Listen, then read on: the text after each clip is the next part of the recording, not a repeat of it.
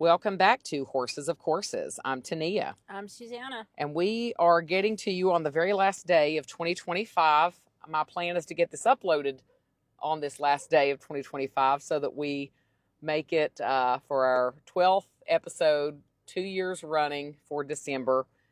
And we have all kinds of things to talk to you about. We always have all kinds of things to talk about. And especially since the last podcast was in the middle of November when we were on the road in going across to California or coming back from California. Coming back. Yeah. I think we were in Utah when we did the last one. So we've had plenty of time to recoup. I called that last one we did the most boring podcast of all time. It was hard to do because we couldn't see each other. I think that made it harder. And we had an audience that was overhearing about horses. You know, you knew everyone in the vehicle was tired of hearing about horses and hearing us talk. Nelson probably did say he liked the trailer part. Yeah. So one thing we want to talk to you guys about this episode is something a lot of you all are probably dealing with, and that is frozen water. People have a lot of opinions about water troughs. Oh my gosh, what was it you were told that that I was neglecting my horses because I don't put any kind of heater in my tanks. Which I find and as a hop foster, you should know better. That's what she said. As a hop foster, you should know better, and any veterinarian will tell you. And I thought, and then Lord have mercy. Then one of the things we just dealt with is in an effort to make the frozen water situation easier, I bought a heated hose for the main facility, which caught on fire last night. Okay, this is the second time that Mulligan has tried to catch something with the water on fire. Right. And so people want to say, hey, heat your water. And I think there's some arguments as to why you want to, but also it's not a cut and dry issue because there's risk when you bring electric into a barn, whether of any kind, fans, heating elements, etc. And so we wanted to talk about some creative ways without doing electric. We should probably tell them that my horses have water. It's just not heated. It's just not heated. Yes, it's not. She doesn't have an electrical heat. I don't let it source. Freeze. So for inside the barn, and what I'm going to do now is, especially when you're dealing with really long hoses. Yes, you walk the hose, you drain the hose, but when you're dealing with a 200-foot hose, getting all the water out by walking it, and then when you store it, it's difficult. It's hard. So there is an adapter that you can use on your air compressors at a high rate and blow the hoses out. So that's what I'm going to try now, since we've decided the electrical hose is not an option. But who's going to blow it, though? Well, I'm hoping that the caretakers will figure it out. Oh, brother. So the adapter seems to make it easy, but we'll see. So I'm going to order it. It's like $20 on Amazon. But one thing many people, especially older people, that maybe they can't handle these giant hoses, these heavy hoses, they're saying they use those little shrinking hoses. Pocket hoses. And they put it in a 5-gallon bucket, and they can just take it in and out with them, so they never deal with the freezing hose. Yeah, but they're not connecting 600 feet worth of hose. Well, that's what I said to them, you know, why don't you just use that at Mulligan? And it takes about 400 feet when something's frozen out in the main field from the inside. So can you imagine? I mean, by that point, you can't put all those pocket hoses together. So that's a separate thing. We do have heat tape, which seems to be, for everything I've found, to be a safe option. We do have some heat tape. But did you see that one follower said their heat tape caught on fire because it got loose from something and crossed over another heat tape, and then they laid next to each other and caught each other on fire? No, so there's probably a way to cautionary just use it. I have one single heat tape where there's no more heat tape. You know, I have seen people get a broken freezer and put their hose down in the broken freezer with like a big couple 2 liters of hot water that they've put in there, and that will keep it warm enough to keep it from we freezing. did that last year, and if you even just the freezer itself helps. Yeah. But we just have so much hose, you know. It would take we just have too much hose. It was 200 feet here, 200 feet there, all of it together. But if you're just using, say, a 50-foot hose, I think it'd be really easy to do it that way. So for the buckets, though, heated buckets are awful dangerous too. They can. They can really can be. I mean, we do have heated buckets at Mulligan. And I've had more issues with the trough heaters, which we talked about that on that last podcast episode. But just be aware, there's risk. Is there some risk of your water freezing, horses not drinking enough and colicking? Sure. Is there a risk of things catching on fire if you use heating options? Sure. So, I think one takeaway is horses are always trying to die. Right. And things are dangerous. But I personally, that hose was the most well-reviewed heated hose on Amazon. I'm just going to say, I said those are awful prone to catching on fire. Well, historically, the reviews were not good enough for me to bother ordering one, but there was like 1,800 4.5-star reviews.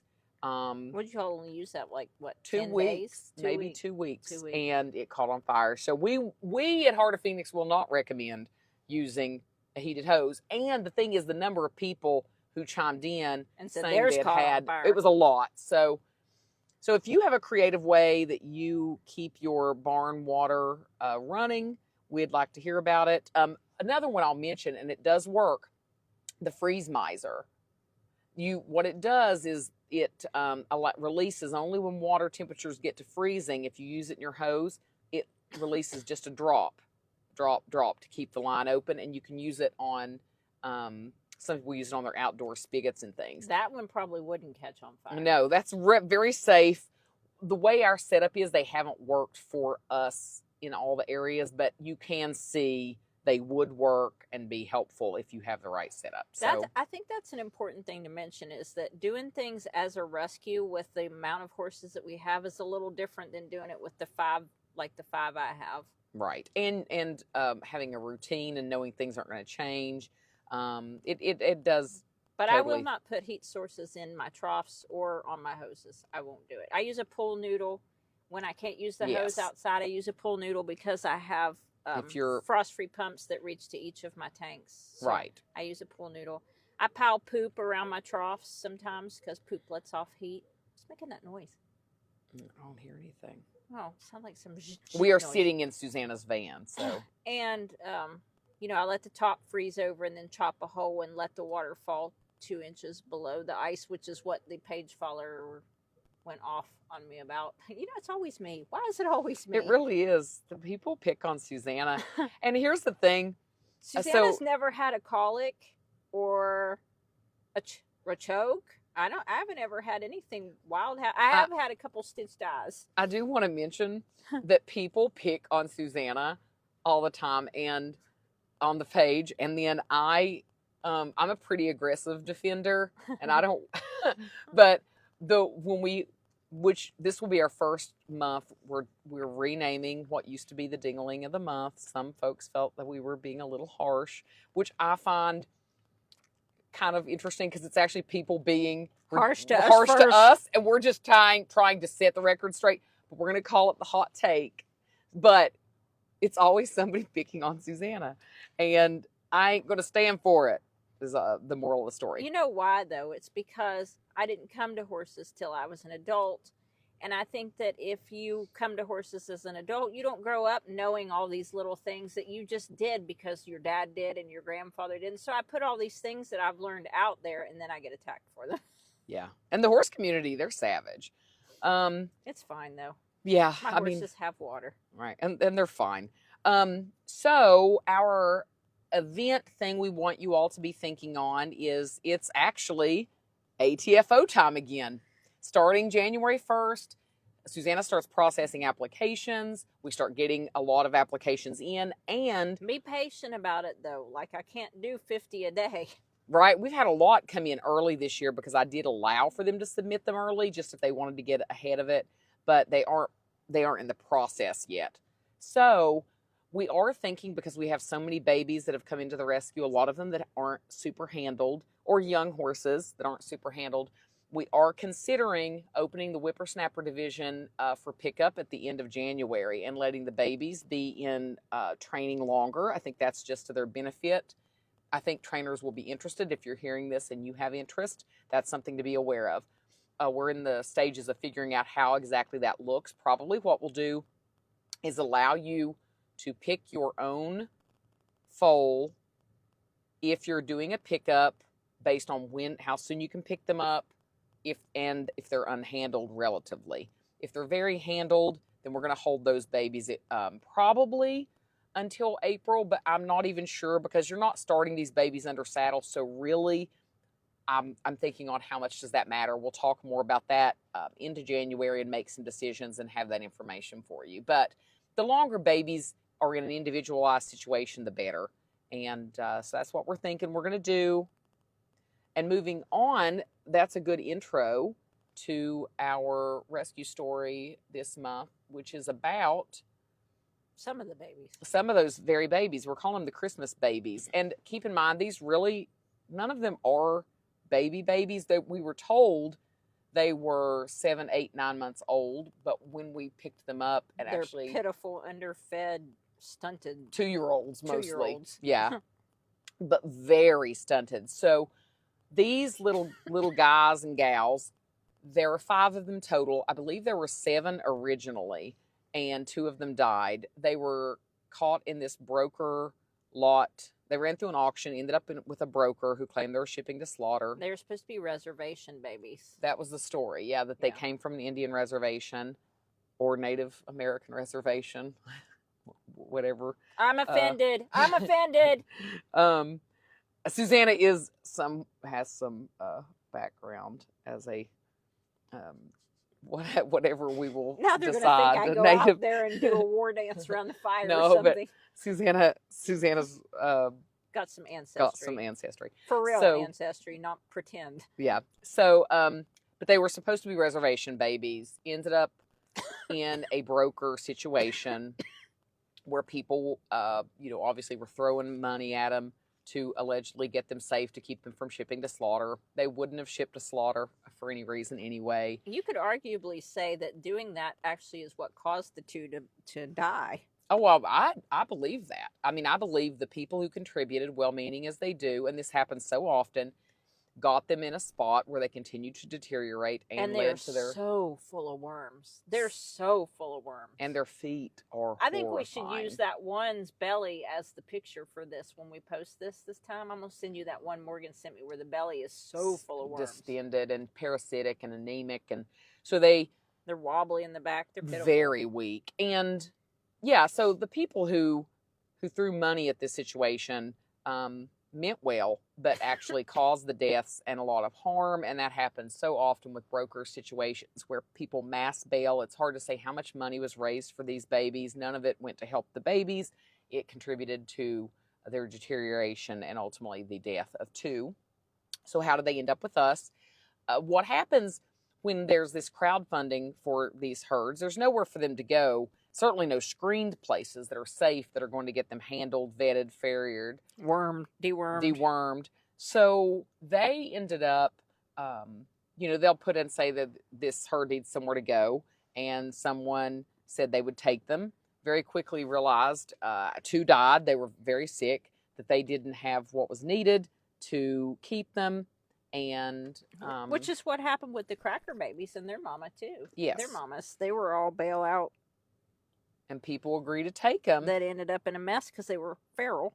Yes, they agree to take them. They don't realize any of the things that it's going to take to get them healthy, cared for. And so often, a good organization will be called now after all of that's behind them. And now they're just horribly neglected equines in need of emergency care. And so that's how we ended up with them. And I would just note, none of the funding that went into rescuing them rescued them. They set them up for certain suffering and death. But Heart of Phoenix came in. We have them now. We went with a Christmas Rudolph theme. We have Cornelius, Yukon, Blitzen, Vixen, and Dancer. So look for those. We just did an update. They've been vetted. 2 were gelded. And 4 got their feet trimmed. 4 of them have had their feet trimmed, and their feet are just terrible. So there's some good before and afters on the page on December 30th. You can look up of Blitzen, Vixen, and Dancer, I believe. I think those are the ones I posted. So follow them. Hopefully most of them are able to be in the whippersnapper division for the ATFO. Yeah. Up next, we've got what we were talking about a bit ago, a hot take. I kind of like the sound of it. It sounds a little trendy. It makes me think of pancakes. It's like hot cakes, but it's hot take. Here's a hot take, and we do not have any pancakes. So we've had a lot of horses come in the last month that were kind of what I call high profile cases, where one was Milwaukee, another one was Memory, and Memory was so sad. Yeah, really horses. One was a mini or a Shetland pony, and the other was a standard bred. And they really pull at your heart because both of these were kind and catastrophic. Neither had any chance of living in a way with any life quality. And Heart of Phoenix, of course, is very big on being responsible and doing the right thing and life quality and knowing that rescue means safe from suffering and pain. So both were euthanized very quickly after they were examined. And we kept getting a lot of these comments that said that you should have just sanctuaried them and let them live out their lives and die naturally, because in nature, animals die, and that's just how the process should work. You shouldn't intervene. Right. And that to me is... That's crazy. Well, it's crazy. It's flabbergasting, actually. I'm flabbergasted that animal advocacy could take that role. And also, if you do take that role, then you have to take the role of let nature take its course. No dental care.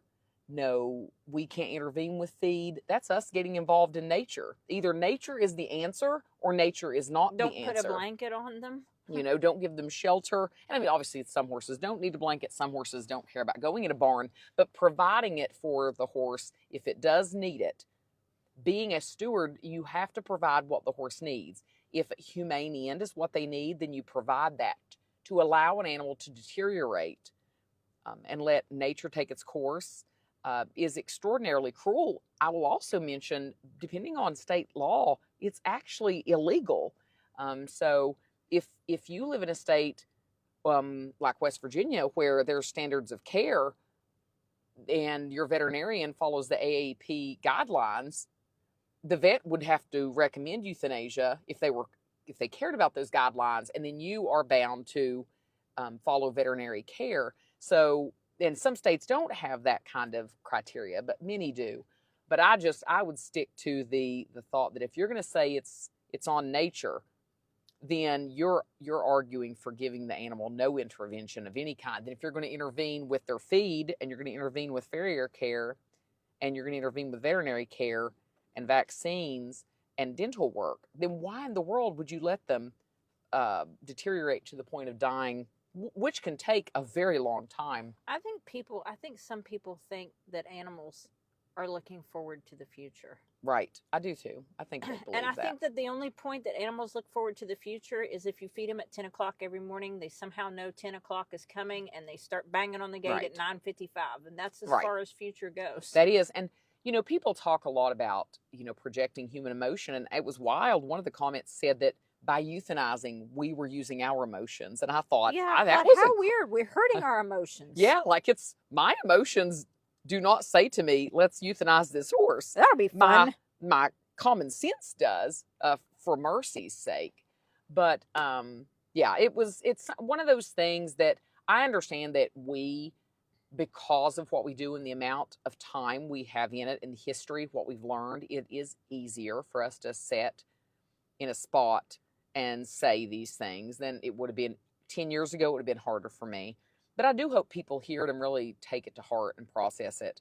Don't think that we are impervious to putting them to sleep. It hurts our feelings to put them to sleep. But it also in a way is gratifying because you know that you've done them a service. Right. So it's a dichotomy. Well, and those two horses, I really could say, I believe we were the first people to ever give them a kindness based on their particular stories. Now, that's not true of every horse that comes in that euthanasia ends up being the answer. But for those two, they had suffered and clearly had been done no service by humanity prior. So I am glad to have been able to be part of the story of kind of mercy. Someone said, one of the comments was 2 days of good living was not enough. Yeah, well, and it's like, we're not God. We didn't make that decision. And they didn't have good living those 2 days either.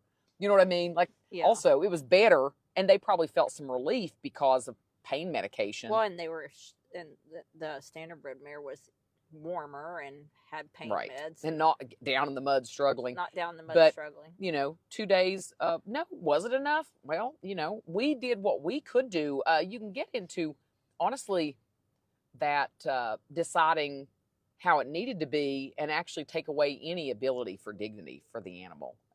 So it's just not who we are. It's not what Heart of Phoenix does. That's not something I would be a part of. And I think it's really unfair if you know it's coming to let your horse lay out there in the cold and whatever and wait the 3 to 4 hours till the veterinarian can get there to put them to sleep. Right. If you know it's coming, sometimes you don't know it's coming. I had a horse that had a stroke here. I didn't know that was coming. Well, and, honestly, if all things could go the way we'd prefer, wouldn't we like that? All of the horses lived a great day until one day they fell over immediately. I've had one do that. Well, that's one out of how many? One 32-year-old Morgan went over the hill over there and disappeared. And I said, why didn't Corey come for dinner? And we went to go find her, and she'd had a heart attack and was dead. And you'd seen over her very recent that day, and she'd been cheerful. Yeah. And just was gone. She just was gone. So, I mean, I wish in great weight and not very arthritic. Yeah. She just was gone. It doesn't happen. And so one of the things I talk about with Dr. Walker is sometimes we'll say things like, well, that can be managed. And I say, to what end? To what end? Are the days coming going to be better than today? And those are things when it's your own horse, you've got to go through that. You have to really think about it. And you have to put yourself aside and think about the welfare of the animal. But are better days coming? Are we going to be sure that many days ahead are going to be good? Can this shift and suddenly become catastrophic? Why wait until it becomes catastrophic? And the animal isn't dreaming of tomorrow. So we got to be careful, though, because we're not saying that if you have an old horse that has some mild arthritis, that should be the end, put it to sleep now. Because you do know that that's going to worsen over time. But that horse probably has... relatively predictable if it's minor. Right. You're not going to have 6 months and it's going to become catastrophic. The horse can't get up at midnight. But people will start to look for, well, the horse couldn't get it up anymore. Well, there was probably 2 or 3 years there the horse was telling you, I'm struggling. And they'll say, well, now they couldn't get up, so that's when I'm making the call. Gosh, can you imagine how the animal suffered leading up to that point? Yeah, I wouldn't want to leave it that long. No. I mean, we've talked about my little bit before who had ring bone. And for me, when the temperature dropped below 50 and she started struggling to get to the water trough, then that was it for me. I didn't say, well, she'll struggle through the winter, but when it gets warm again in March, she'll be all right again. And we'll let her, I mean, those are things that and it is, I try to be sensitive to this issue. I am not really very sensitive because I really want to advocate for the animal, not the human's feelings. And in doing that, I can be pretty aggressive about it. Susanna would know I can be very aggressive about it. A person's feelings on the matter, given the things I've seen, they don't factor like they should, but I do try to remind myself, I didn't start here. I've gotten to this level of understanding because of what I've seen and how much experience I have. And most people won't go through these things. So, I have to have compassion to the fact that, if you've held on to a horse for 38 years, you start seeing what you want to see. And maybe I could show up and I could easily see it, but if you've loved something 38 years, you're going to be kind of blinded to what's really going on. And a lot of stories actually this year I can think of where that applied, and I try to kind of remember it with some mercy, knowing these people meant well. But in the end of the day, your intentions for the animal, just like when people mass bail and crowdfund, and they intended good for those babies that came to us, and it led to very bad. Same thing often happens with end-of-life decisions. But that kind of leads us to our main topic this month. This munch? I'm she's hungry. I'm hungry, Mother. I'm hungry, Mother. The main topic this month, which is, when we're asked this a lot, where do we get our horses Where do your from? horses come from? Why do they come to you? And there's a couple of things about this. Where do the horses come from? It's changed through the years. Really. It has changed a lot. When we started doing rescue, it was during a recession. 2009 was when I really started, and through till about 2014, the horse world was in a crisis. Horses were given away everywhere. The primary reason was horses were horrifically neglected and no one could afford them. And most every horse that came to us was emaciated. And pretty quickly that led to us having a relationship with a lot of animal control officers in counties. So a large number, probably 50% of our horses, were not just neglect, but they were seized by law enforcement, and there would be a legal case. That has changed. The horse market has stabilized, and my feelings on it also have changed, and I think all of ours have. I want us to be able to prevent suffering, and as the horse market stabilized and there was less neglect, significantly less neglect, we may get a body score 2 horse every other month. It used to be every horse that came in was a body score 1 or 2. We may go several months and not get a body score 2, 3 horse. Yeah. And so there's a change, and we're in Appalachia. So of all the places you would think we would be seeing it, we just don't see it as much as we used to. So that's good news. The horse market is high. It's a lot more stable. So then where do the horses come from? They come from owners that have had a health situation. They've lost their job. They primarily those probably feed into why horses come the most these days. That and the relative has died and nobody knows anything about horses, and could you please take them? Right. Someone has actually literally passed away. And we also do a little bit of animal control goes in now, and they'll have a horse surrendered to them, and they'll ask us to take the horse when the prosecution is either already ran its course or there is not going to be a case. The animal has just been signed over. We also take horses after their racing careers have ended, so off-the-track thoroughbreds. We are willing to take off-the-track standardbreds. We don't really ever see those come through. Primarily, those will be retired standardbreds from work, sometimes through the Amish, sometimes through breeders that have retired the horses and can't keep them anymore. Sometimes horses are turned over simply because they're not a good fit. I mean, that's a fair number. They can care Even for a from another horse. organization. Right. Well, and I think that's actually probably 15% of our horses come from other organizations because the horses have training challenges or welfare health concerns that they feel like they can't address. And so we are a resource in that way to other organizations. But a lot of owners have the means to care for a horse, but they can't care for that horse because they can't handle the horse safely or ride the horse safely. Yeah. And so one of the things that our caretakers didn't have a horse background, either of them, and both of them at separate times have asked, why do we have so many mares? Well, that's one of the reasons horses end up in rescue. Mares don't receive, often they're not as big, sometimes they're not as flashy. They often don't receive the fundamentals, and a lot of mares aren't started. They've been brood mares, or people thought that's what they would be. So we always have far more mares turned into the rescue than geldings. We get stallions, but we turn them into geldings. So I always say one of the biggest ways a horse can be guaranteed a high chance of staying safe is to be a big, flashy gelding. Yeah. Big, flashy gelding. How often do we get big, flashy geldings? Well, they're broken when we do. If we do, it's a horse with something that's a career-ending situation. There's been like 2% that haven't been broken. Right. But they're older usually. Or we've gotten a few that have been feral and we've turned them into.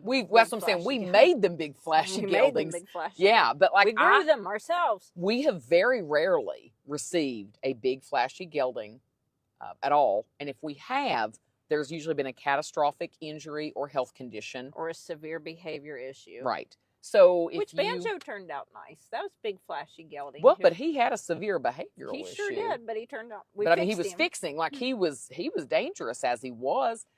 We had Bug, that fjord thoroughbred, who was very uncivilized when we received him, but we put training into him, and he was a big, nice gelding. But he had no training, and he was very hard to deal with. But we got him there. And then, honestly, really 4 or 5 we could think of out of, probably 1,500 horses. Journey was a nice one. But he was totally emaciated when we got him, and we rehabbed him. But he was nice when he was rehabbed. Ultimately was a big, nice gelding. Just a handful. And so... But there's a perception also out in the horse world, though, that mares are not as nice. Or they have too many opinions. Too many opinions. And I prefer mares myself. I have mares. And you have buggy. mares. Yeah. I mean, I if I were to look at ever having another horse, I would want a mare. I would want a young mare. I don't like big horses either. I don't like spots and paint markings and all that. I like solid colored horses. So I don't like big horses. I mean, I'm a tall person, so I can't have a tiny horse, but I much prefer mares, and I have handled so many. And I do think though that a mare makes you have more of a relationship with them. So if you're not willing to put that effort in there, then sometimes geldings can be easier. I find geldings to be easier. With an exception that sometimes geldings hang on to, no, I'm really a stallion. And then you have this herd situation where, I'm thinking about at the public riding stables, though, we really had about a 50-50 split of mares and geldings in our public string. Well, and I do think when you are thinking of rehoming a horse, if that is something you end up, and you have a smaller mare, small horses are greatly disadvantaged. The bulk of the horses that come into the rescue are small. Yeah. And they are plainly colored. And they are mares. I have a 13-2 hand bay. Yeah. With a little teeny tiny star. And it's a mare. She looks like something that come to Heart of Phoenix. She was a pack horse in Colorado. But, the type of horse that comes to the rescue, when the market was really bad, you really didn't know. You could get horses that seemed sound. I will say 15 years ago, we didn't know as much and didn't have the diagnostics and understanding and tools and network we have now. But you were a lot more apt when the market had fallen out of the horse world to get a horse that was well-trained and just ended up neglected. Now, the type of horse coming into rescue, and if anyone tells you otherwise, they're not being honest, is a horse that something needs fixed. Yeah. It's health or training, but there is something. The horse market is such and the sales market is such that is a fact. If a horse is running through an auction or being surrendered, you will find there is something. The hope is that it's correctable or very sensibly managed where the horse maintains life quality.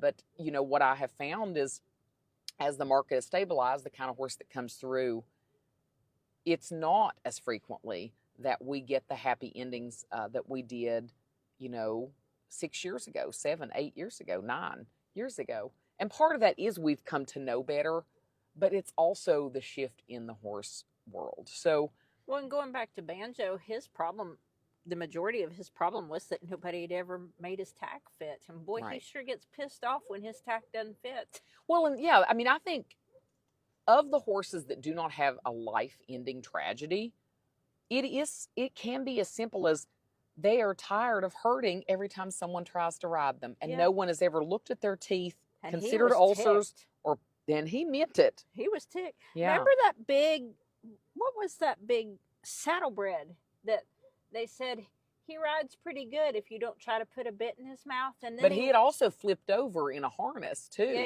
he flipped over driving a cart. Calvin. Klein. It was Klein. Klein. Calvin's the red one. Calvin's, yeah. And then when we sedated him and opened his mouth, he had daggers growing into his mouth. Roof of his mouth. It was so sad. It was so sad. Oh, that one just, so he's a lovely fellow now. He is, and she just did, his adopter did a post, and it just looked wonderful. But those are things that, a rescue is going to sort out. I was just looking at our chart of how the funding is at Heart of Phoenix, and the people will say, you all charge those big adoption fees, which we don't. The ATFO can have some bids that go high, but our adoption fees are very low. Those adoption fees making y'all rich. Do you know that it's like 10% of our budget is funded by adoption fees? So after you put all this funding into them, and I broke it down as I was traveling here, the average horse in a year's time at Heart of Phoenix costs us, and this is the average number. There can be horses that cost us 5 times this and horses that cost us a third of this.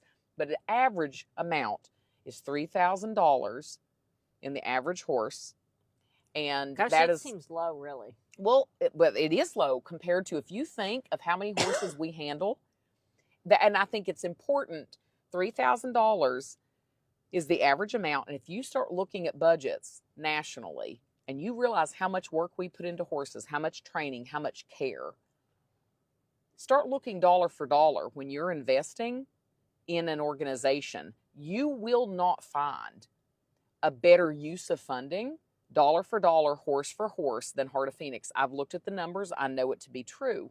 But people in California are going, yeah, no way you can do a horse when you for couldn't, and that's fair. here. You couldn't do it a lot of places. Or Colorado. But when we don't have paid, staff, and so many of our trainers and people give of their time and they don't charge us anything. There's reasons why we can do it at this price. Now you doubled my pay this year. Yeah, Susanna gets paid $0, so every year we double it.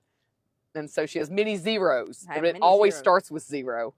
But $3,000 per year on average into each horse. But some horses are with us 3-4 years.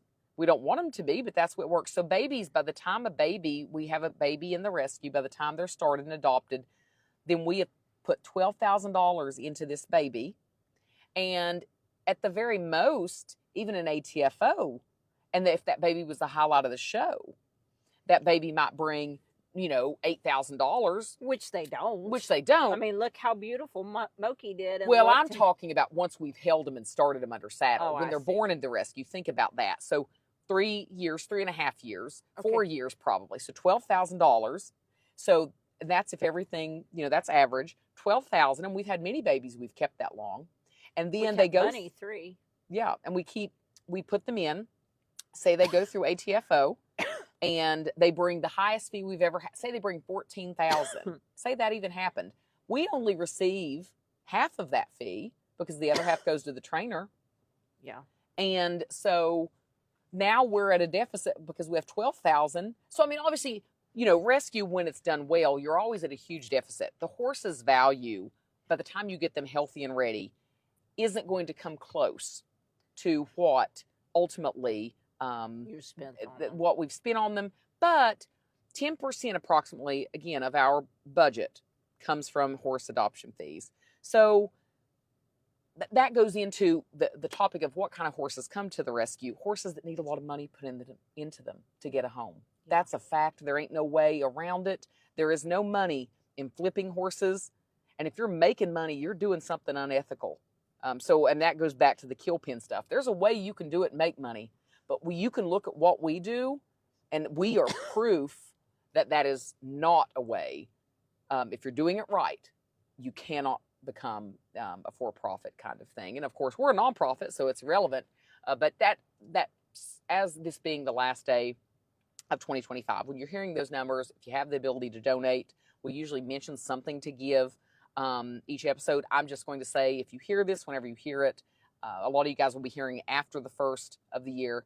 But think about how you can donate simply to the day-to-day work of farrier care, vet care, food, hay, meds, fuel, transport. It all adds up. And do you have any idea what our farrier care number was last year? No, but I know last year our vet care was $100,000. I know what our farrier care number was. I did just look at the vet care. So last year, 2020, for 2024, I would say for 2025, the vet care is probably in the 125 range, which it has been before. But I think, so $100,000 in vet care. That seems cheap also. It is. I mean, really it is. We ended up with a budget in 2024 of about $450,000, though. When you think roughly almost a fourth of your budget alone is vet care, is pretty wild. I'd like to see what the farrier number was, because we've got farriers in multiple places that we are having to pay. I would guess right off from previous numbers probably around $25,000. Well, that's all? I would bet. Yeah, I would say. But anyway, guys, that's all we've got for you this time. This is our December episode. We will come to you with something in January. This is not our January episode. And hopefully this year, we did record one. Apparently we recorded The Sound of Silence. Yeah, we recorded one to drop before this year's end as an extra or a bonus or a fill-in. And when I went to play it, all 56 minutes were blank. So y'all didn't get that one. It was a good one, too. I can't remember even what we talked about. So we'll never talk about those topics because we will think we've talked about them, but we'll never know what they were. But anyway, until next time, I'm Tania. I'm Susanna. And that's Horses of Courses.